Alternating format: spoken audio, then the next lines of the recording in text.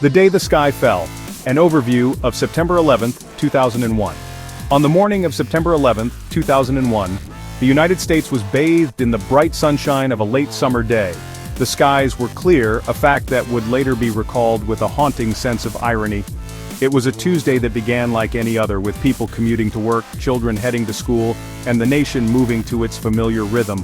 But this ordinary morning was shattered in a matter of minutes, transforming the day into a historical marker of tragedy and terror. 19 men, operatives of the Islamist extremist group Al-Qaeda, had boarded 4 separate commercial airplanes with a coordinated and deadly mission. Their goal was to turn these symbols of American commerce and travel into guided missiles aimed at the heart of the nation's power and prestige. The first indication that something was terribly wrong came at 8:46 a.m. Eastern Daylight Time.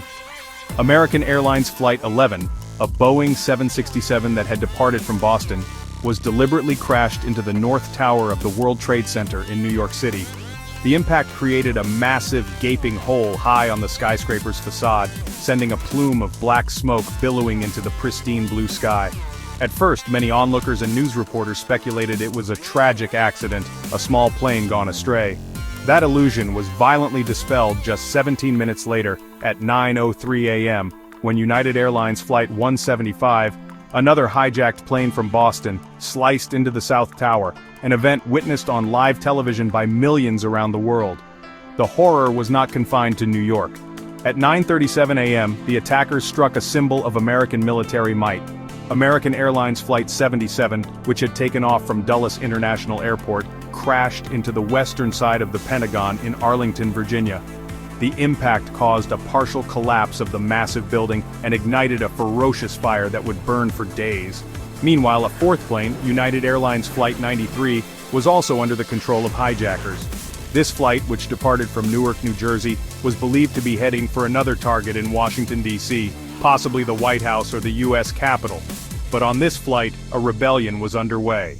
Learning of the other attacks through phone calls with loved ones, the passengers and crew of Flight 93 made the courageous decision to fight back. Their struggle in the cockpit forced the hijackers to divert the plane from its intended target. At 10:03 a.m., it crashed into a rural field near Shanksville, Pennsylvania, killing everyone on board but saving countless other lives. Back in New York, the structural damage and intense fires from the jet fuel proved too much for the iconic towers to bear. At 9:59 a.m., the South Tower collapsed into a massive cloud of dust and debris, followed by the North Tower at 10:28 a.m. In less than 2 hours, the familiar skyline of Manhattan had been irrevocably altered, and the world had been plunged into a new and uncertain era. The human cost. Remembering the victims. The 9/11 attacks were not just an assault on buildings and symbols, they were a catastrophic loss of human life on an unprecedented scale. In total, 2,977 innocent people were killed, a number that does not include the 19 hijackers. The victims came from all walks of life, representing a diverse cross-section of American society and the global community. They were parents, children, spouses, friends, and colleagues. They were financial executives working on the top floors of the World Trade Center, janitors maintaining the buildings, and visitors enjoying breakfast at the windows on the World Restaurant. The scale of the loss was staggering, leaving thousands of families shattered and countless communities in mourning. In New York City, 2,753 people lost their lives at the World Trade Center site. This figure includes the passengers and crew of the 2 hijacked planes, as well as thousands of people working inside the Twin Towers. It also includes 343 firefighters from the New York City Fire Department, 23 officers from the New York City Police Department, and 37 officers from the Port Authority Police Department.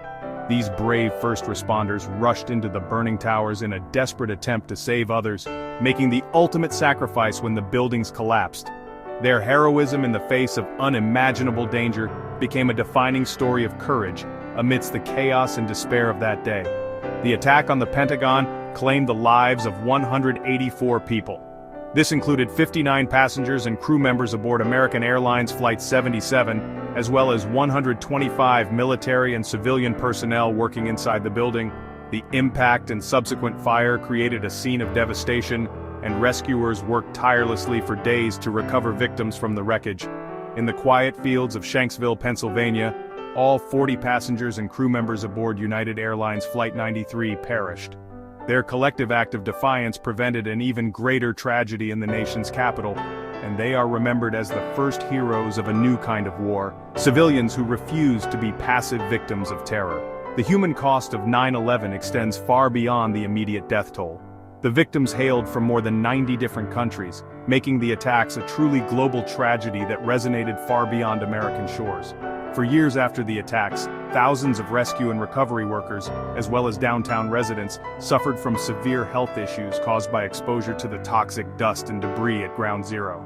Many have since died from 9/11-related illnesses, adding to the list of casualties. The emotional and psychological scars also run deep, with survivors, family members, and witnesses carrying the trauma of that day for the rest of their lives. The empty chairs at dinner tables and the faces missing from family photos serve as a permanent reminder of the profound human cost of the attacks. The architects of terror Al-Qaeda and Osama bin Laden. The question that echoed across a stunned and grieving world was, who would do this, and why? The answer quickly pointed to Al-Qaeda, a militant Islamist extremist network, and its charismatic and wealthy leader, Osama bin Laden. Al-Qaeda, which translates to the base in Arabic, was founded by bin Laden in the late 1980s during the final years of the Soviet Union's occupation of Afghanistan. Initially, its purpose was to organize Arab volunteers who had come to fight the Soviets. After the Soviet withdrawal, bin Laden transformed the group into a global jihadist organization with the United States as its primary enemy, aiming to establish a pan-Islamic caliphate and rid Muslim countries of Western influence. Osama bin Laden, a scion of a wealthy Saudi construction family, became the face of this global terror movement. He used his personal fortune and connections to fund Al-Qaeda's operations and build its network across the Middle East, Africa, and beyond. Bin Laden's ideology was a radical interpretation of Islam that called for a global war against what he termed the Crusader Zionist Alliance, led by the United States. In a series of public declarations, or fatwas, issued in the 1990s, he declared war on America. He cited a list of grievances that he claimed justified attacks against American civilians and military personnel anywhere in the world, framing the violence as a defensive act on behalf of the Muslim world. The motivations behind Al-Qaeda's war against the U.S. were rooted in specific political and foreign policy issues. A primary grievance was the presence of U.S. military troops in Saudi Arabia, the land of Islam's holiest sites, Mecca and Medina. Another key motivation was unwavering U.S. support for Israel, which Al-Qaeda and its sympathizers viewed as an occupying power oppressing Palestinians. Economic sanctions against Iraq, which had devastating effects on the civilian population, were also frequently cited as a justification for their violent campaign against the West. These grievances were amplified by a broader narrative of historical humiliation and a belief that the United States was waging a war against Islam itself. Bin Laden and his followers sought to provoke the United States into a large-scale military conflict in the Muslim world, believing that such a war would galvanize Muslims globally, topple what they saw as corrupt and un-Islamic governments in the region, and ultimately lead to the downfall of American power. The 9/11 attacks were the most audacious and destructive manifestation of this strategy, designed to inflict mass casualties, create widespread fear, and demonstrate that even a superpower was vulnerable to their holy war. The plot, how the attacks were planned and executed. The 9/11 attacks were not a spontaneous act of violence, but the result of years of meticulous and patient planning. The plot, conceived by senior Al-Qaeda leader Khalid Sheikh Mohammed in the mid-1990s and personally approved by Osama bin Laden, was codenamed the Plains Operation. The plan was complex and audacious, requiring operatives who could not only navigate the logistics of international travel, but also learn to fly large commercial aircraft. Al-Qaeda carefully selected the 19 hijackers, most of whom were from Saudi Arabia, with a few from the United Arab Emirates, Egypt, and Lebanon. They were chosen for their deep commitment to the cause and their ability to blend into Western societies. These operatives began entering the United States legally on tourist or student visas more than a year before the attacks. They lived quietly in American communities, from Florida and California to New Jersey and Arizona. Several of the key hijackers, including the tactical leader Mohammed Atta, enrolled in flight schools across the country to obtain the necessary piloting skills. They focused on learning how to fly the planes rather than how to take off or land, as their mission required only one-way travel. The hijackers used gyms, libraries, and money transfers to communicate and prepare, all while remaining largely undetected by U.S. law enforcement and intelligence agencies. The choice of targets and timing was strategically calculated to maximize both physical destruction and psychological impact. The World Trade Center towers were selected as symbols of American economic power, while the Pentagon represented its military might. The fourth target, widely believed to be the U.S. Capitol building, symbolized American political leadership. The attackers chose early morning cross-country flights because these planes would be heavily loaded with jet fuel, effectively turning them into massive incendiary bombs upon impact. This would ensure that the resulting fires would be intense enough to weaken the steel structures of the skyscrapers and cause catastrophic collapses. On the morning of September 11th, the hijackers moved into position. They passed through airport security, which at the time was significantly less stringent than it is today. They were armed with commonly permitted items like box cutters and knives, which they used to storm the cockpits, kill or incapacitate the pilots, and seize control of the aircraft. Once in control, they turned off the plane's transponders, making them difficult to track from the ground. The hijackers then navigated the planes toward their designated targets with terrifying precision. The execution of the plot revealed not only the hijackers' fanaticism, but also a chilling level of coordination and operational security that had allowed them to plan such a devastating attack in plain sight. In the immediate aftermath of the attacks, as smoke still drifted over the ruins of the World Trade Center and the Pentagon, the United States was a nation united in grief, shock, and a burning desire for justice. On the evening of September 11th, President George W. Bush addressed the nation, vowing to find those responsible and make no distinction between the terrorists who committed the acts and the nations that harbored them. This declaration set the stage for a new, unconventional and global conflict, the so-called War on Terror. The initial focus was, squarely on Al-Qaeda and their protectors, the Taliban regime in Afghanistan, which had allowed bin Laden to use the country as a safe haven and training ground. The first major military response came less than a month after the attacks. On October 7, 2001, the United States, along with a coalition of allies, launched Operation Enduring Freedom, beginning with airstrikes against Taliban and Al-Qaeda targets in Afghanistan. The goal was to dismantle the terrorist network, capture or kill its leadership, and remove the Taliban from power. By December 2001, the Taliban regime had been overthrown, and many Al-Qaeda fighters were killed or captured. However, Osama bin Laden and other key leaders managed to escape, leading to a prolonged and difficult insurgency that would become the longest war in American history, lasting nearly 2 decades. The War on Terror soon expanded beyond Afghanistan. In 2002, the Bush administration began to build a case for military action against Iraq, led by dictator Saddam Hussein.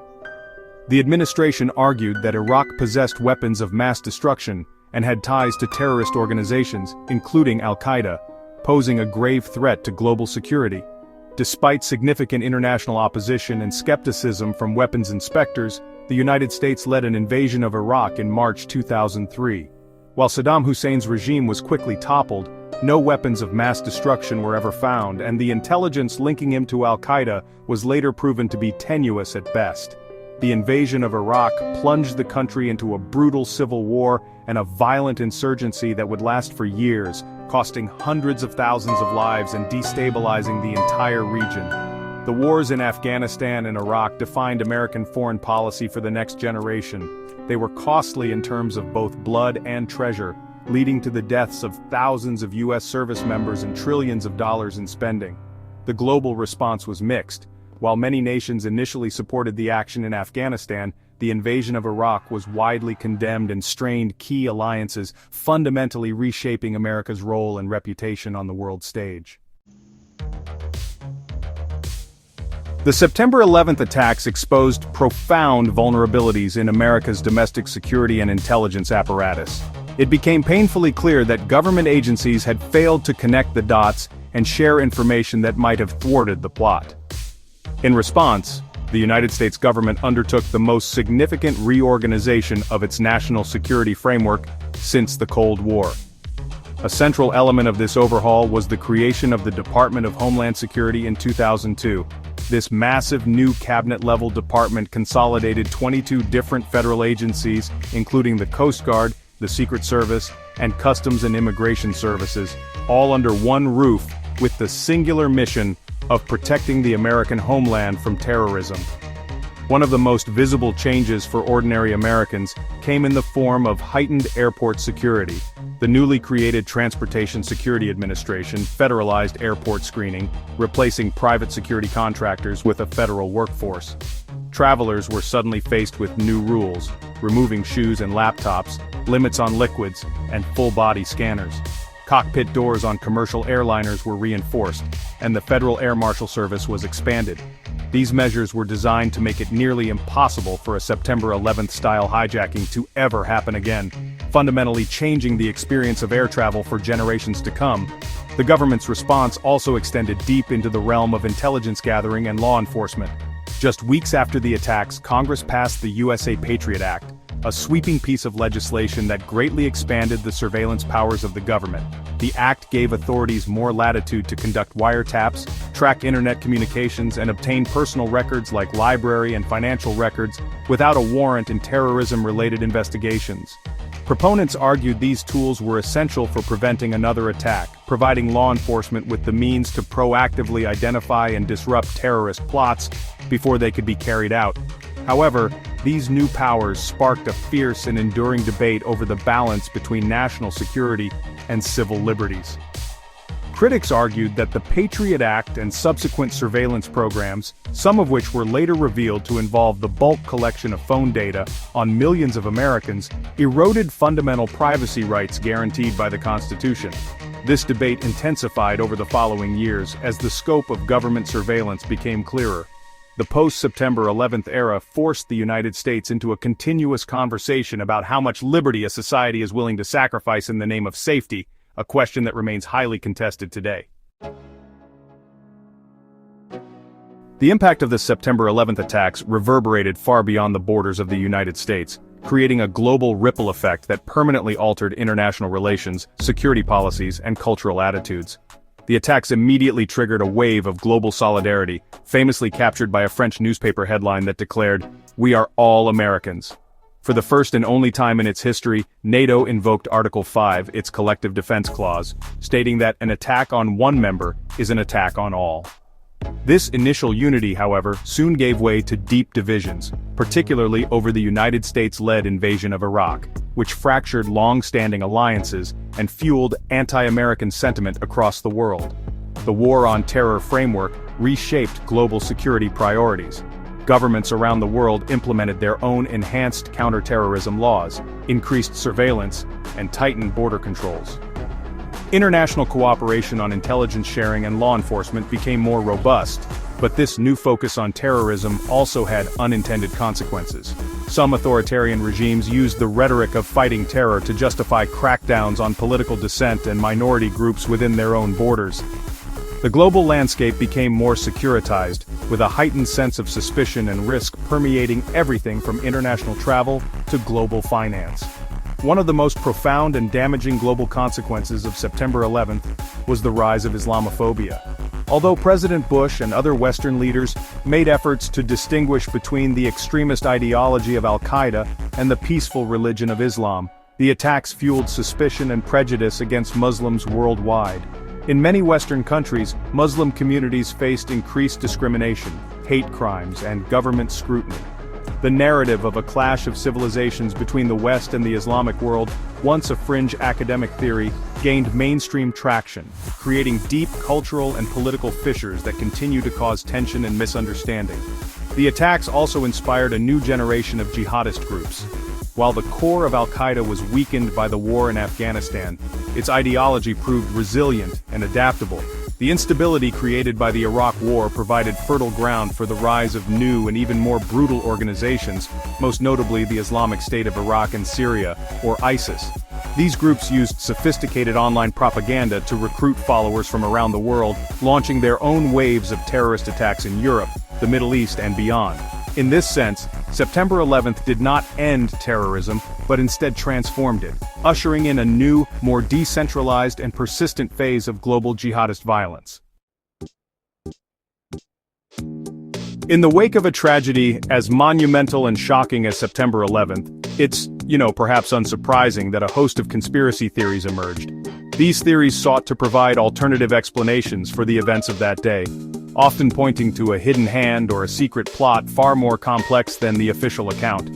Fueled by the internet, these myths have persisted for years, creating a fog of misinformation that can obscure the established facts.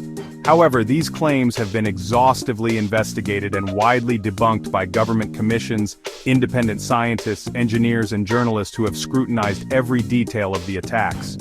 One of the most prominent conspiracy theories is the inside job narrative, which alleges that elements within the United States government either orchestrated the attacks or knowingly allowed them to happen.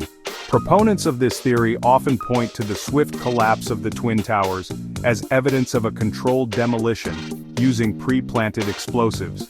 However, numerous structural engineering reports, including a comprehensive study by the National Institute of Standards and Technology, concluded that the collapses were caused by the severe structural damage from the plane impacts, combined with the intense, jet fuel-fed fires that weakened the steel support columns to the point of failure. Another focal point for conspiracy theorists has been the collapse of 7 World Trade Center, a 47-story building near the Twin Towers that fell late in the afternoon on September 11th, despite not being struck by a plane. Theorists claim this is the smoking gun for a controlled demolition. However, the official investigation by NIST found that World Trade Center 7 collapsed due to debris from the falling North Tower, which ignited fires on multiple floors.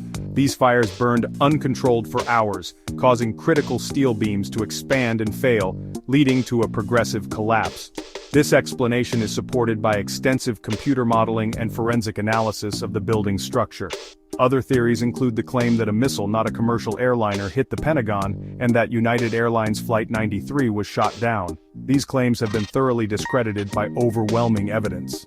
Eyewitness accounts, physical debris from the aircraft, including the flight data recorder, and DNA analysis of the victims' remains all confirm that American Airlines Flight 77 crashed into the Pentagon. Similarly, the cockpit voice recorder from Flight 93 captured the sounds of the passenger revolt, corroborating the official account of their heroic struggle.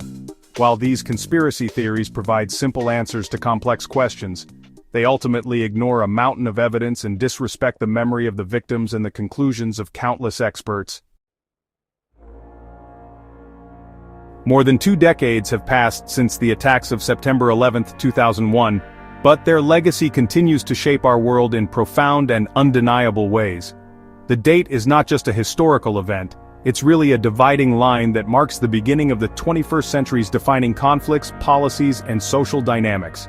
For an entire generation that has grown up in its shadow, the post-September 11th world is the only one they have ever known, a world of heightened security, ongoing wars, and a persistent, low-level anxiety about terrorism.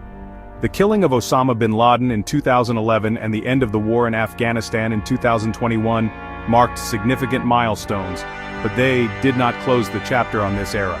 The long-term impacts on United States foreign policy are immense. The war on terror led to protracted military engagements in the Middle East that have redrawn regional maps, destabilized nations, and cost trillions of dollars. It has also fundamentally altered how the United States projects power and perceives threats, shifting focus toward counterterrorism, drone warfare, and global surveillance. Domestically, the creation of the Department of Homeland Security and the TSA, along with the vast expansion of government surveillance powers under the Patriot Act, has permanently changed the relationship between the state and the individual, sparking an ongoing debate about privacy and security that remains central to American public life. The legacy of September 11th is also deeply personal and cultural. The attacks left an indelible scar on the American psyche, fostering a sense of vulnerability that had not existed before. This trauma is memorialized at the sites of the attacks, the National September 11th Memorial and Museum in New York, the Pentagon Memorial, and the Flight 93 National Memorial in Pennsylvania. These solemn places serve not only as tributes to the thousands who lost their lives, but also as educational centers to ensure that future generations understand the gravity of what happened, and the heroism that shone through the darkness of that day. Ultimately, September 11th still matters because the questions it raised are still with us. It forces us to confront the complexities of global politics, the roots of extremism, and the challenges of maintaining an open and free society in an age of persistent threats. The attacks were a brutal lesson in the interconnectedness of our world, demonstrating how events in a distant country could have devastating consequences at home.